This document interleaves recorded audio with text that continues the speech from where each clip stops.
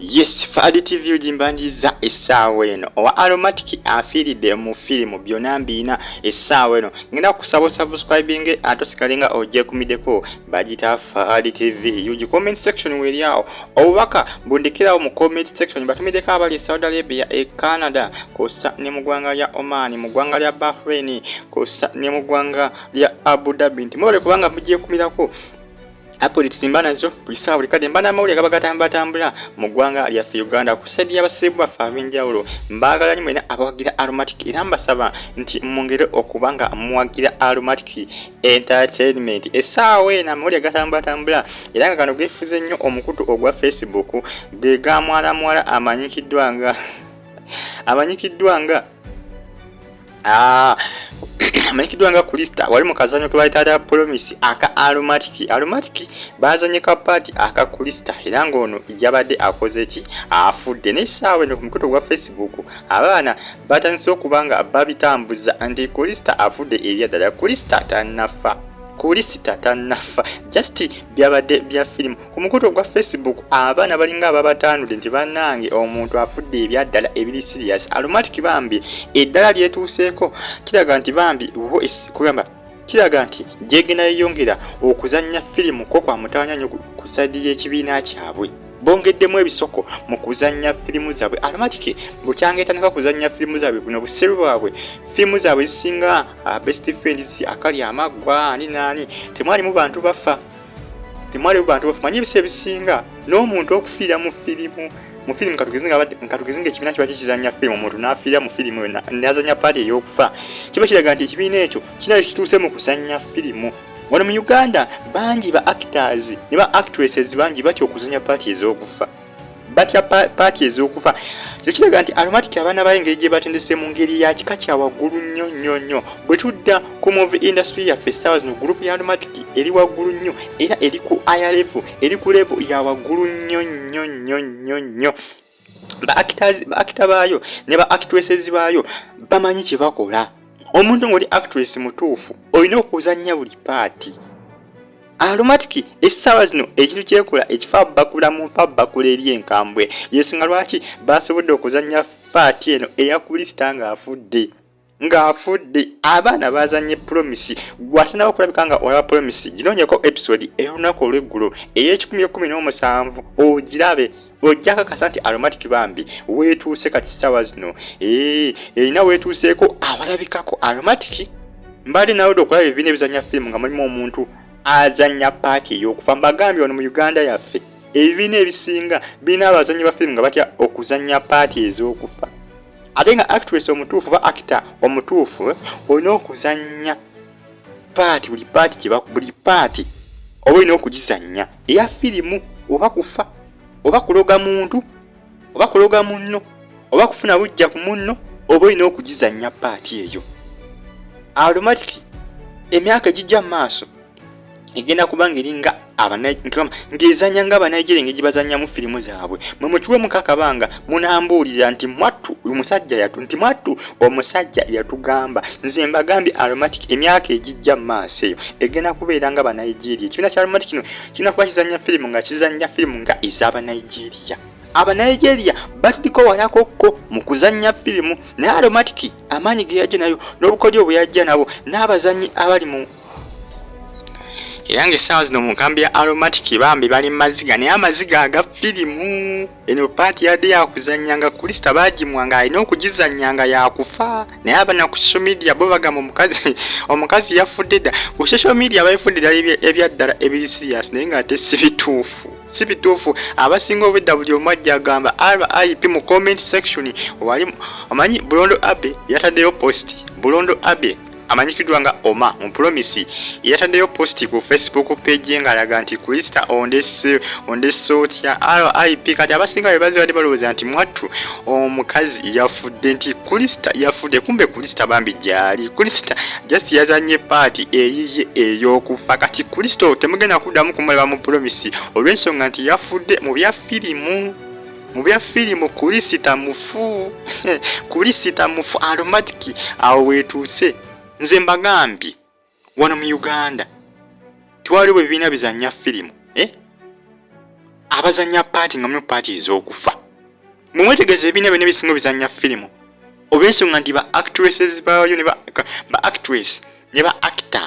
actors abasajja ne ba actresses abakazi batya okuzanya firimu ezo batya okuzanya parts sijagamba firimu batya okuzanya parts ez'okufa bazitya abamu balowooza nti bijja tuukirira n'ebiseesinga actress omutuufu ne actor omutuufu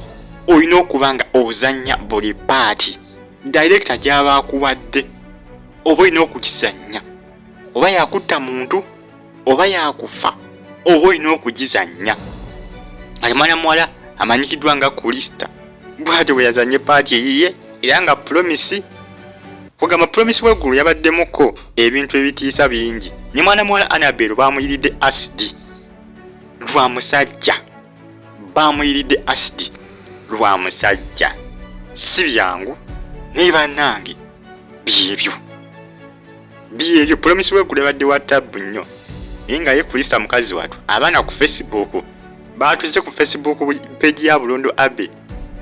ne batandika okuba nga baweereza zi comment section ezikubagiza Bulondo Abe nga bamugamba munnaye guma Katonda bwatyo kwagize RIP Krista kugamba nga basinga balowooza nti ebintu bya ddala naye nga just bintu bya firimu naye nga ekyamutisisa mwana muwala amanyikiddwa nga Krista kola ki labika nga yabadde yakuula mwana mulenzi amanyikiddwa nga Alvin ate nekira Krista nga ati ayagala nani ne omachikati sinko omusanga ate Alvin amuwa ebintu ate n'abikkiriza ebyokuyiga bingi nnyo mu promise bannaye ebyokuyiga bino kugamba eno firimu etambulira ku baana abawala abaagala okukuula abasajja ebyabasajja batasaaga nga ajja kunyiga akutte olw'ebintu bye badde akutaddemu omusajja bwe batomwagala mugambe nti munnange sina laavuyo sikupenda neesonyiwa nze sikuleetaga mu bulamu bwange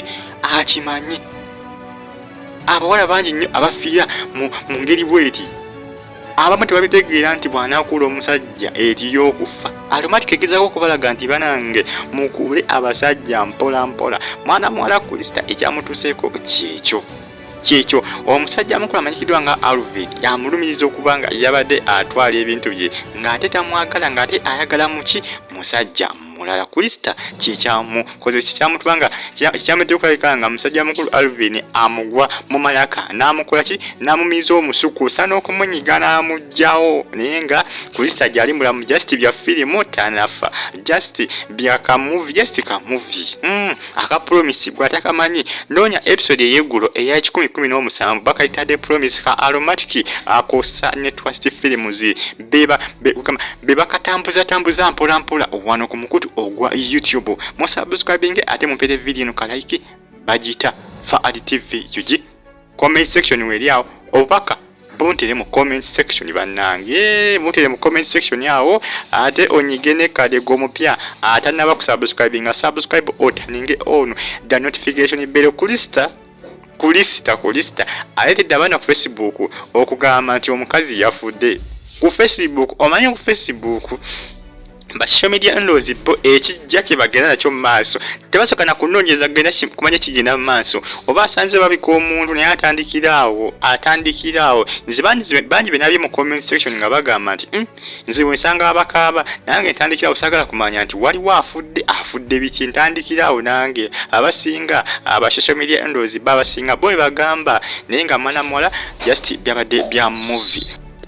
munnaye byebyo era gwa babisansanze ku Facebook manya nti just bya film just bya ka promise aka film ka aromatic akatambula essaawa zino osobola okukanoonyako ku YouTube bakayita promise episode ya 1017 ojja kuba olaba bino byonna byenkutegezezaako essaawa no okakasira nti just bintu bya film naye nga omwana muwala tannafa naye nga ba social media enozi nga bamanyi bo nti bagamba social media olemwa ba social media enozi abasinga bagamba nti olemwa essaawa eno bimuko ebitambula ku social media musajja mukulu amanyikiddwa nga Oma ali maziga olw'ensonga nti girlfriend we yafudde naye ng'ekyamutisiza kukuula musajja abaana bangi nnyo naddala ku university baagala nnyo okukuula abasajja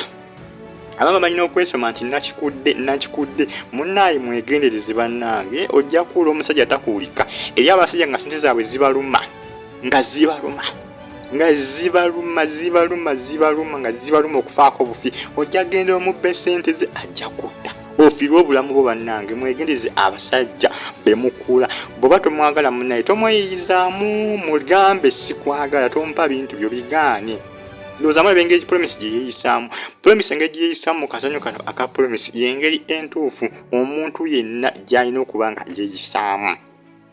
ge mazima yengeri entuufu mwana omuwala yenna gy'alina okuba nga yeeyisaamu omuntu nga tomwagala ne waba alina sitezenkana zitya zigaane mugambe nze sikwagala n'ebintu bye sijja bitwala ojja mugamba nti omwagala nga tomwagala ku mutima oba omulage nti tomwagala ate ebintu bye ng'obitwala ajja kunyiga akutte kyekyaluse ku mwana muwala amanyikiddwa nga Krista banange nze mbabiddeko mbategeezeza ku nsonga eno Aromatic ebintu byezanya byonna egezaako kubalaga nti bannange mwegendeze embeera yonna era n'embeera yatuse ku Krista newankubadde bya firimu naye bituuka ku baana abasinga ab'enjawulo era bigezaako okulaga abaana abo bonna abagenda maaso n'okuba nga bakuula abasajja ng'okyanga abasajja omusajja omu ajja kunyiga ofe ebintu eby'ekisiru ng'ekikuutiisiza kukuula musajja n'abakazi abenda ku baba bannammwe eri abakazi abazibu bajja kuyira asidi nga bwe bakoze Annabel bamwirire asidi lwakwekwanya musajja wa munne ebyo byonna ebyokuyiga banange mubijje mu firimu za Aromatic tebali mu kwejabya just bazanya firimu ezijja okuba nga zibayigiriza Aromatic enzanya ya yesawa zino eri ku international level tugenda kuba twenkana n'aba Nigeria emyaka egijja maaso eyo enkambi ya Aromatic musajja mukulu Lubowa engeri yatambuzamu ekintu kye yanjawulo nnyo ebibiina ebisinga bingi bibaddewo nga bizanya firimu naye nga enzanya yabe ya firimu yangerigeri ne Aromatic enzanya zezanyamu firimu zaayo kugamba yamutawaana nnyo n'olw'ensonga mwongere okuba nga mwagala Aromatic naye nga Krista atanafa Krista gyali mulamu just byadde bya firimu omukyala gyali mulamu mwana muwala Krista nongere kutegeeza ku app gye bayita Ugflix app ogidownloadinga mu Google Play Store n'oginstallinga mu device yo n'onyumira firimu za Aromatic empya n'enkadde musubscribinge ate munyige n'ekkade fa AdiTV gisigala ng'ofollowinga bire bulungi mwera